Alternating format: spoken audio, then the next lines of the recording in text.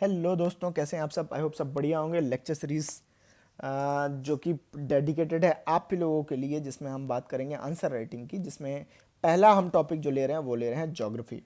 दोस्तों, एक बहुत ही बढ़िया क्वेरी आई थी आर्यन भाई के नाम से। भाई ने बोला, Indian geography, if the question are asked about significance along with mentioning the important locations such as coal reserve, petroleum refineries, nuclear या solar for 10 marks, then how should one proceed in structuring such answer and how to accommodate Indian map with specifying the same। भाई, तुमने हमारे session की requirement को 100% समझा दिया कि यार आंसर राइटिंग करें कैसे, जिसमें आपके पास अलग अलग टाइप के कीवर्ड्स हों, ठीक है, और उसमें मैप को कैसे अकोमोडेट करें जिससे आपके मार्क्स बढ़ें, ठीक है। तो ये जो चार एस्पेक्ट हैं, स्पेशली इंडियन ज्योग्राफी वाले पार्ट में हम लोग इस सारे एस्पेक्ट को हम कवर करने वाले हैं। तो आज का हमारा एजेंडा होगा, सबसे पहले हम बात करेंगे माइंडसेट के बारे में कि आखिर क्वेश्चन पेपर देखने के बाद 3 से 5 मिनट तक, जो कि सबसे इंपॉर्टेंट पार्ट है, उसमें आपका थॉट प्रोसेस कैसा हो। फिर हम समझेंगे कि क्या हम क्वेश्चन समझ पा रहे हैं, उसके बाद हम थोड़ी सी प्रैक्टिस करेंगे एंड देन फाइनल में हम सेट करेंगे अपना फ्रेमवर्क। दोस्तों, ये एक लगभग डिस्ट्रीब्यूशन है कि 46 क्वेश्चंस का आपका मेंस होता है, 200 मार्क्स के पेपर होते हैं, जिसमें पहले 5 से 10 मिनट आपको लग जाते हैं पेपर को समझने में, प्लान करने में। तो यार देखो, पूरा के पूरा आंसर शीट आने में, ठीक है, क्वेश्चन पेपर मिलने में और आपके फर्स्ट आंसर लिखने के बीच में जो समय अंतराल होता है 3 से 5 मिनट, इसी में विनर या लूजर बनते हैं। रीजन इज कि क्वेश्चन में आते हैं मान लो 46 क्वेश्चन, इन 46 क्वेश्चन में 5 से 6 क्वेश्चन ऐसे हुए कि यार जो आपने सुना ही नहीं। अब आपके दिमाग में अगर ये सिर्फ 5 से 6 क्वेश्चन चलते रहे तो आपका जो 40 क्वेश्चन है वो भी बर्बाद हो जाएगा। अगर आपको ये 5 से 6 क्वेश्चन लगे तो आपका माइंडसेट ये होना चाहिए, प्रेस अ स्माइल और खुश होकर बोलो 40 तो बनते हैं, बिकॉज टॉपर के 130 एवरेज आते हैं, ठीक है। 130 वो एवरेज लेके आता है, 150 कई कुछ सब्जेक्ट में आते हैं, कुछ सब्जेक्ट में वो 115 भी पाता है, मगर एवरेज उसका 130 रहता है। तो अगर पेपर में कुछ क्वेश्चन ऊपर नीचे हुआ तब भी आप 100-150 तक पहुंच सकते हो बड़े आराम से, ठीक है। तो यार 3 से 5 मिनट में आपको अपना धैर्य बना के रखना है, ठीक है। क्यों? क्योंकि ये जो मूवी आपको याद होगी, चांदनी चौक टू चाइना, इसमें इनके जो कोच रहते हैं, मास्टर रहते हैं, वो कहते हैं कि यार मुझे तुम्हारी उस मूव से फर्क नहीं पड़ता, मुझे तुम्हारी उन 10,000 मूव से फर्क नहीं पड़ता जो तुमने एक बार प्रैक्टिस की है, मुझे तुम्हारी उस एक मूव से फर्क पड़ता है जिसको तुमने 10,000 बार प्रैक्टिस की है। तो दोस्तों, हमारा टारगेट भी यही रहेगा कि आपका दिमाग इतना स्थिर हो जाए कि आप अपना स्ट्रॉन्ग पॉइंट पे खेलो। आपके वो जो 40 क्वेश्चन है जो आपको आते हैं उनको आप अच्छे से अच्छे लिख पाओ, ताकि आपके मार्क्स बढ़ें, क्योंकि बाउंसर किसी के लिए नहीं होते। अब थोड़ा सा समझेंगे यार कि मेंस का माइंडसेट क्या होना चाहिए। देखो, बहुत सिंपल है। 2 मार्क के क्वेश्चन के लिए दे रहा है 4 लाइन, 4 मार्क के लिए दे रहा है 8 लाइन, बढ़िया, मल्टीप्लाइड बाई 2, मल्टीप्लाइड बाई 2। फिर इधर आते हैं, 4 से मल्टीप्लाई किया आया 10, 2 मल्टीप्लाई करने पे, बट 8 को मल्टीप्लाई करते 2 से तो 16। इसका मतलब यहाँ पे एक्सपेक्टेशन इज डिफरेंट। अगर सिंपल इसको मल्टीप्लीकेशन ही खेलना होता तो सारे के सारे में डिफरेंट करता। तो ज्योग्राफी में क्या एक्सपेक्टेशन एक्स्ट्रा कि आप इसमें मैप डालोगे, आप इसमें टेबल डालोगे, आप इसमें कुछ एनालिसिस डालोगे क्वेश्चंस में, जो कि आपको वो 2 लाइन के एवरेज में काम करेंगे। वैसे 10 मार्क में देखो आपका 17 लाइन ही हो गए, एक और लाइन कम होगी, फिर 15 मार्क में सिर्फ 23 लाइन। मतलब आपको मैप, टेबल, फैक्ट, एग्जाम्पल, ये सारे के सारे अगर आप ऐड करते हो तो जा करके आपको ये मार्क्स मिलने वाले हैं। दोस्तों, कुछ कुछ इस टाइप के सवाल आते हैं जिसमें पहला लिखा है, explain the relationship between forest type and climate in India. तो यार इस टाइप के क्वेश्चंस में मेरे पास कितने कीवर्ड हैं? पहला हो गया एक्सप्लेन, दूसरा हो गया रिलेशनशिप, तीसरा हो गया फॉरेस्ट टाइप, चौथा हो गया क्लाइमेट इन इंडिया। ऐसे क्वेश्चंस को मैं कैसे डील करूं, ठीक है। और ऐसे क्वेश्चंस में मैं, मान लो सिंपल सवाल आया जो आर्यन का क्वेश्चन था कि यार इसमें मैप कैसे घुसेड़ें। तो देखो, पूरा पहला क्या वर्ड है? एक्सप्लेन। तो पहले हम समझेंगे कि एक्सप्लेन टाइप के क्वेश्चंस को कैसे डील करें। इसका मैंने आगे की स्लाइड बना के रखी है यार, एक बार देखो, एकदम दिमाग चकाचक। दूसरा हो गया रिलेशनशिप। अब 10 मार्कर क्वेश्चन है, लाइन कितनी है? 17। CGPSC विद नीर भाई, अपना नीर भाई ने बहुत ही बढ़िया तरीके से बोला कि यार तुम मार्क्स में मत सोचो, तुम लाइंस में सोचो। तुम्हें 17 लाइंस में हर एक लाइन में कुछ ना कुछ ऐसा डालना है कि तुम्हारे के पास मार्क्स आ जाए। सेम टू सेम अप्रोच अपना भी रहेगा, and I completely agree with him. तो मैं कैसे बोलूंगा, मैं बोलूंगा एक लाइन में इस स्टेटमेंट को सिंप्लीफाई कर दो जो कि मेरा सोचना है। फिर दूसरे पे मैं शुरू करूंगा फॉरेस्ट टाइप से, क्या क्या होता है, एवरग्रीन, ड्राई डिसिडुअस, डिसिडुअस, फिर थॉर्न टाइप, देन वो जो रेगिस्तान में मिलता है वो वाला, फिर आता है क्लाइमेट, फिर क्लाइमेट की 3-4 टाइप्स होते हैं, एंड देन इनके बीच इंटर रिलेशनशिप। ठीक है, ये मेरे को 4 लाइन में हो जाएगी। तो देखो, इंट्रोडक्शन की 2 लाइन, इसकी 5 लाइन, इसकी 4 लाइन, कितने हो गए, 9 2 11, 4 15, एंड देन मैं कंक्लूड कर दूंगा। तो ये तो हो गया मेरा टेक्स्ट वाला पार्ट। अब फॉरेस्ट टाइप और क्लाइमेट को दिखाने के लिए मैप से अच्छा ऑप्शन क्या होगा, मैं बढ़िया से यहाँ पर बनाऊंगा इंडिया का मैप। ठीक है, इंडिया के मैप को बनाने के बाद मैं दिखा दूंगा कि ये कौन सा रीजन है, ये कौन सा रीजन है, इनमें कौन सी है, एंड मोस्ट इंपॉर्टेंट मैं इसमें करूंगा नॉमेनक्लेचर। मैप में अगर आपने नॉमेनक्लेचर किया तो आपके मार्क्स बढ़ेंगे। अब मैं आपको एग्जांपल दिखाता हूं आगे। तो पहला जो कीवर्ड होता है, जैसे यहाँ पे एक्सप्लेन है, वैसा ये एक होता है डिस्कस। डिस्कस में आपको चाहिए हो गया बैलेंस अप्रोच। ठीक है, डिस्कस आप करते हो 2 लोगों के बीच, 2 लोगों में एक कोई अग्री करता है, कोई डिसएग्री करता है, तो आपको लेके चलना है दोनों को, कंक्लूड करना है न्यूट्रल, सिंपल। फिर उसके बाद आता है एनालाइज। एनालाइज का मतलब एनालिसिस, एनालिसिस का मतलब पहले उसको कंपोनेंट्स में तोड़ो, उसमें हाउ एंड वाई एस्पेक्ट पे फोकस करो। ठीक है, बाकी ये आप पढ़ लेना, ज़्यादा कुछ है नहीं कि कंपोनेंट में ब्रेक किया, significance, impact, interrelationship, example, data, and then how and why पे आप ले आए। ठीक है, फिर आता है एग्जामिन। एग्जामिन में आप थोड़ा सा एग्जामिनेशन आप डीपर पे जाओगे, जिसमें cause, effect, inter implication, possible alternative पे बात करोगे।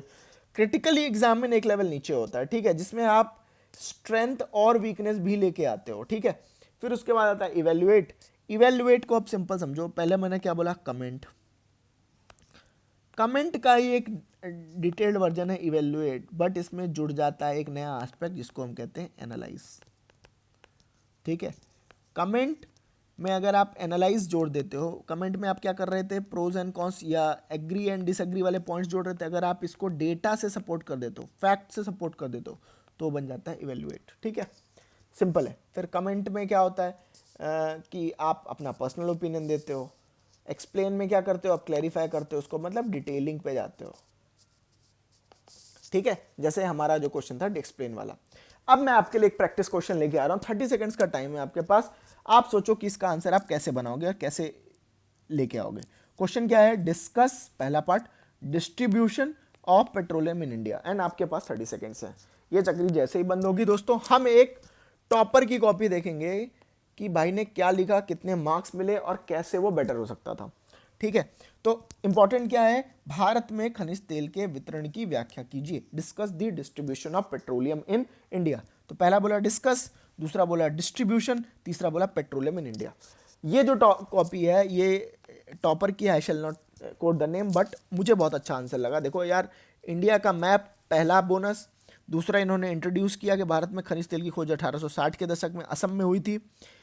प्रथम खनिज तेल कुआं असम में मालूम में हुआ था। फिर उसके बाद उन्होंने बोला भारत में खनिज तेल क्षेत्रों का विवरण। अब देखो इन्होंने क्या बोला, वितरण, इन्होंने क्या लिखा, विवरण। यहाँ पे हो गया मिसमैच, भाई को मार्क्स मिले 6।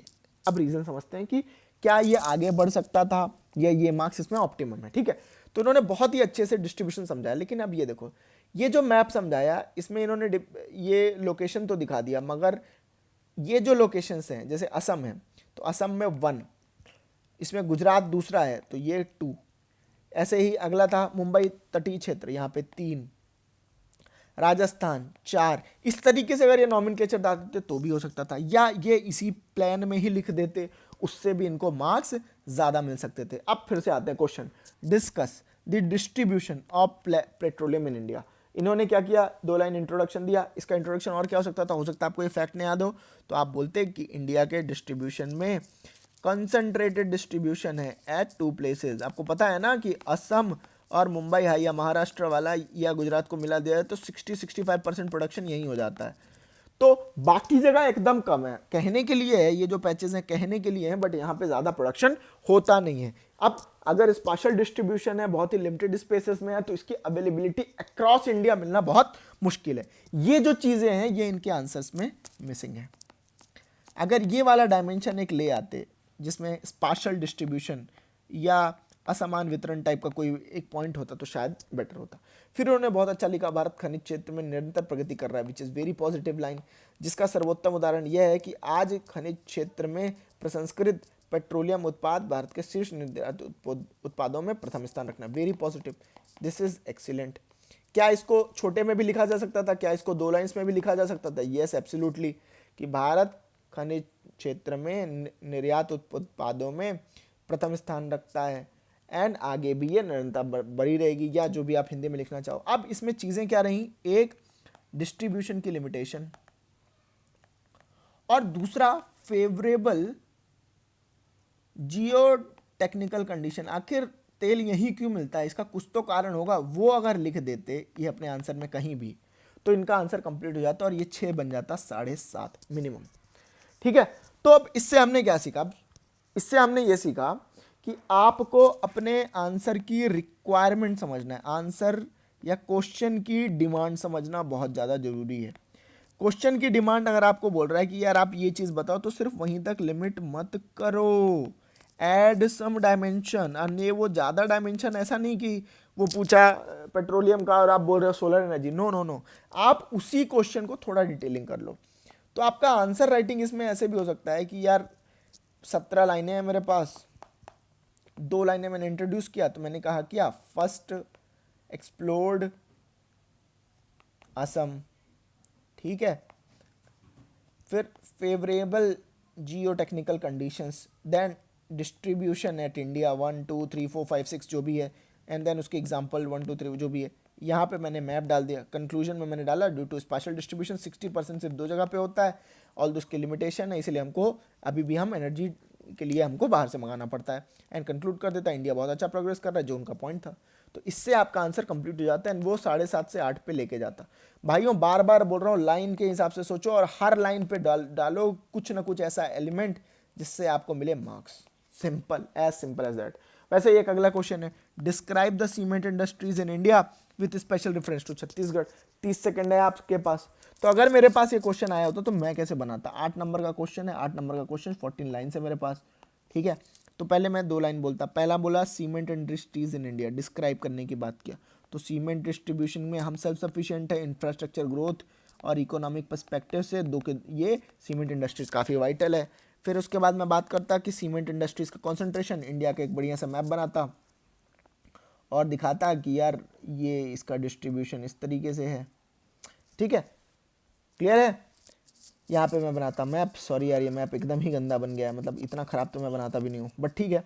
ये कुछ कुछ पार्ट्स में एकदम स्पेशल डिस्ट्रीब्यूशन है, 4-5 आप एरियाज बता दोगे।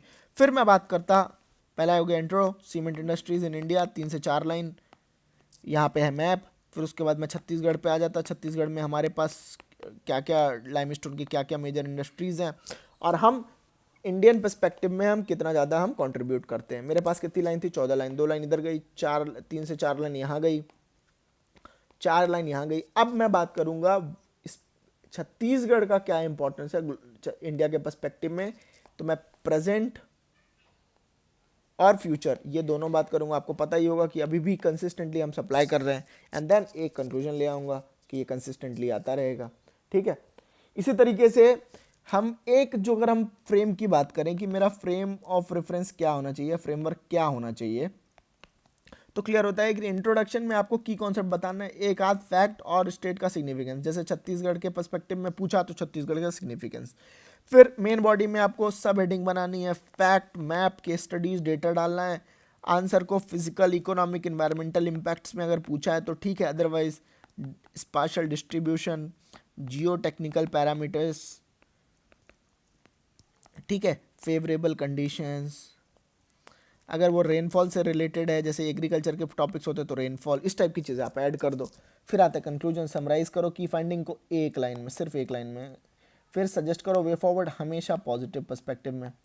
और करंट इनिशिएटिव अगर कुछ भी गवर्नमेंट का चल रहा है तो उसको आप डाल दो। एग्जांपल लिया है मैंने यार कि explain the impact of El Nino on Indian monsoon. देखो कैसे एक्सप्लेन कर सकते हैं। El Nino is a periodic warming of Pacific ocean affecting global climate. पहली लाइन में मैंने खत्म कर दिया। अब मैंने सीधे क्वेश्चन पे आ गया, क्या बोला मैंने? Explain the impact of El Nino on Indian monsoon. तो मैं इंडिया से सेकंड लाइन पे ही शुरू कर दिया। In India it weakens the south west monsoon leading to drought in several cases. अब उसके बाद अगला मेरा क्या पार्ट है, मेन बॉडी। मैं बात करूंगा थोड़ा सा टेक्निकलिटी, मैकेनिज्म क्या होता है, जो मैं बात कर रहा था जियो टेक्निकल कंडीशंस की, थोड़ा सा ये टेक्निकल डिटेल रहेगी। और आप अपना जो नोट्स बना रहे हो भाई लोग, उसको कोशिश करो कि इसी पर्सपेक्टिव में लिखो, मतलब आपके दिमाग में कोई भी टॉपिक आ रहा है तो आप उसको इस तरीके से बांट पा रहे हो कि नहीं, वो देखो, ठीक है। फिर impact on India, agriculture, water scarcity, economic, cyclone, and then diagram यहाँ पे आप बना दो बढ़िया। फिर conclusion, El Nino disturb the Indian monsoon, affecting agriculture, economy, strengthening forecast and promoting climate region farming can mitigate its impact. तो ये एक पॉजिटिव भी आपने लाइन डाल दी। तो इस तरीके से कहीं ना कहीं आपका पूरा का पूरा पर्सपेक्टिव बनता है। अब एक और देखो मजेदार चीज, यूपीएससी का सवाल है, ठीक है। सवाल क्या है कि explain the status of forest resources in India and it's resultant impact on climate change. ये यूपीएससी 2017 का सवाल है। दोस्तों आपको याद है क्या कि मैंने इस सेशन की जो शुरुआत की थी वो कौन से क्वेश्चन से की थी? चलो चलते हैं दोबारा। क्वेश्चन क्या था? Explain the relationship between forest type and climate change in India. ये हमारे सीजीपीएससी में 2018 में पूछा गया सवाल था। और अभी का क्वेश्चन क्या है? ये 2017 वाला यूपीएससी वाला क्वेश्चन क्या है? आपको लगता है सेम है क्या? सेम है क्या? Yes, it is same. Explain the status of forest resources and resultant impact. मतलब प्रीवियस ईयर्स के यूपीएससी के जो कॉन्सेप्चुअल चीज़ें हैं, अगर आप प्रिपेयर कर लो, कॉन्सेप्चुअल टॉपिक्स हैं, सिर्फ एक आध दिन बैठो कि वेदर ये कॉन्सेप्ट मेरे क्लियर हैं कि नहीं, क्या मैं इससे रिलेटेड डायग्राम, डेफिनेशन, फैक्ट्स हैं कि नहीं, ये आप एक बार जरूर चेक कर लो। एक बार अगर आप ये चेक करते हो तो आप यू कैन फाइट एनीथिंग, ठीक है। कहीं ना कहीं इसका आंसर हमने ऑलरेडी डिस्कस कर लिया है। तो मेरा यही रहेगा कि यूपीएससी के अभी जो रिसेंट पीवाईक्यूज हैं, जैसे अभी 2024 आपका होगा तो 2024 वाला मेंस का पेपर, 2023 वाला मेंस का पेपर, सिर्फ कॉन्सेप्ट वाले, ऐसा नहीं अपने टॉपिक पे रहते हुए, ये नहीं कि इंटरनेशनल पहुंच गया, नो, सिर्फ इतना ही अगर आप पढ़ लेते हो तो आपका आंसर बन जाएगा।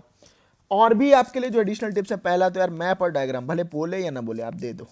शुगर इंडस्ट्री बोले तो शुगर का कॉन्सेंट्रेशन दो, कॉफी बोले कॉफी का दो, ठीक है, रबर प्लांट बोले रबर प्लांट का दो। सब में कोशिश करो कि मेरे जो 8, 10, 15 मार्कर हैं, इससे आपका एक नया एलिमेंट ऐड हो जिसमें +1 आप ले जाओ। फिर ऑथेंटिक सोर्सेज आप डेटा कोड करो, इंडिया स्पेसिफिक एग्जांपल लिखो, एग्रीकल्चर, रिवर्स, ये, और कोशिश करो इसका इंटरलिंकिंग, चाहे वो बीच का बॉडी में हो या कंक्लूजन वाले पार्ट में, आप ये सारे एस्पेक्ट में डाल दो। क्वेश्चन में कोशिश करो कि यार आंसर टू द पॉइंट लिखो। अगर नहीं पता तो वेग तो कभी मत डालो, क्या कि इंप्रेशन आपका खराब हो जाएगा। दोस्तों एक और मैंने एग्जांपल लिया है कि अगर हमको कैसे आंसर करें, जैसे क्वेश्चन है discuss the impact of climate change on agriculture. Same question, climate change characterized by rising temperature, erratic rainfall, देखो कितने अच्छे वर्ड्स हैं, poses a severe challenge on Indian agriculture which is largely monsoon dependent. तो मैंने economic perspective भी यहाँ पे जोड़ दिया, ठीक है। अब मेन बॉडी में क्या होगा? Changing rainfall distribution, rising temperature, increase frequency, soil degradation, paste and diseases outbreak. Map में यहाँ पे मैं डाल दूंगा कि इंडिया के एग्रीकल्चर वाले वनरेबल सेक्शंस कौन कौन से हैं, जैसे जो सी शोर के पास हैं, दूसरा बिहार रीजन है, तीसरा यूपी वाला है। ये सारे के सारे किस पे डिपेंडेंट है? मॉनसून पे डिपेंडेंट है। एंड देन कंक्लूड क्या करूंगा? Climate change is serious threat to food security. ये मेरा कंक्लूजन हो गया पहला। दूसरा, strengthening climate resilient in agriculture such as PM Kusum, zero budget natural farming is necessary to mitigate risk. ये हो गया पॉजिटिव या वे फॉरवर्ड। बोले ना बोले एक लाइन जरूर आपको देनी है। तो दोस्तों आई होप आपको ये लेक्चर पसंद आया हो। मेरी आपसे रिक्वेस्ट रहेगी कि अब आप उठाओ पीवाईक्यूज, अगर आपके क्वेश्चन कॉन्सेप्ट खत्म हो गए या आपको मन कर रहा है आंसर राइटिंग का, तो आप डालो अब टेलीग्राम वाले चैनल में और पूछो सर बोलो इस पे कितने मार्क्स दोगे और किधर मैं सही करूं, ठीक है। आई होप आपको ये लेक्चर पसंद आया हो। हिट लाइक, अगर आपके मन में कोई क्वेश्चन है, कोई टॉपिक है, कुछ भी है तो कमेंट करो। मिलते हैं अगले लेक्चर में।